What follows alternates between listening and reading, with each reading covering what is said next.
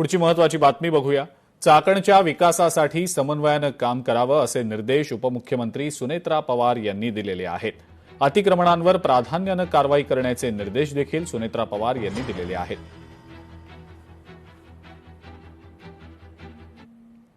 अमरावती जिल्हा स्त्री रुग्णालयातल्या दुर्घटना प्रकरणामध्ये आता चौकशी समितीच्या बैठकीदरम्यान ठाकरे सेनेचे पदाधिकारी आणि कार्यकर्ते आक्रमक झाल्याचं पाहायला मिळालं। कंत्राटदारावर गुन्हे दाखल करण्याची मागणी यावेळेला ठाकरे सेनेकडून करण्यात आली आहे। तुम्ही जर चौकशी समितीचं पथक आहे ना, आम्ही जर मुद्दे काढलेत आणि ते मुद्दे घेऊन आम्ही जर तुम्ही एमएसचा चार्ज सीएसला दिलाय, आम्ही सीएसशी बोलत आहोत, तर ते मुद्दे तुमच्याच चौकशीच्या कामाचे आहेत ना, तुमच्याच कामाचे होते ते मुद्दे। तुम्हाला मग तुम्हाला भीती कसली वाटली? तुम्हाला काय एवढी आम्ही माणसं खाऊन हाडाहागणारी वाटलो? भीती कसली वाटली तुम्हाला? आणि बरं, तुम्ही असेही सांगू शकला असतात की नाही, मी तुम्हाला भेटणे हा माझा जॉब नाही, मी तरी समजू शकले असते। ओके, मी समजूनच घेतलं असतं। तुम्ही खोटं बोलत राहिलात, चक्क 2.5 तास खोटं बोलत होतात तुम्ही, कारण वातावरण चिघळवलं। अमरावती जिल्हा स्त्री रुग्णालय आग प्रकरणामध्ये बालकांचे प्राण वाचवणाऱ्या परिचारिकांचं कौतुक करण्यात आलंय। डॉक्टर अनिल बोंडे आणि प्रवीण पोटे यांच्यातर्फे कर्मचाऱ्यांचा सन्मान देखील करण्यात आलाय।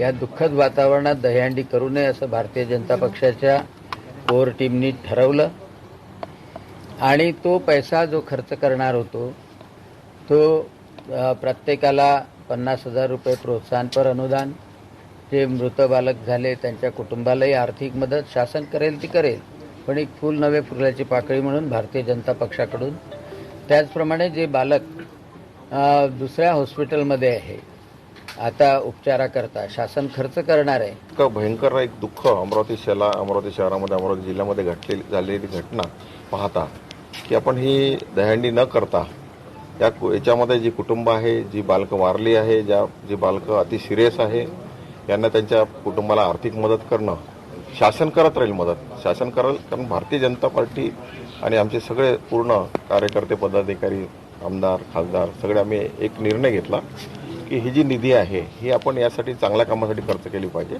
जेणेकरून येणाऱ्या काळामध्ये अशी कोणती घटना घडू नये। लोकशाही मराठी ऐका, पहा, जागरूक रहा।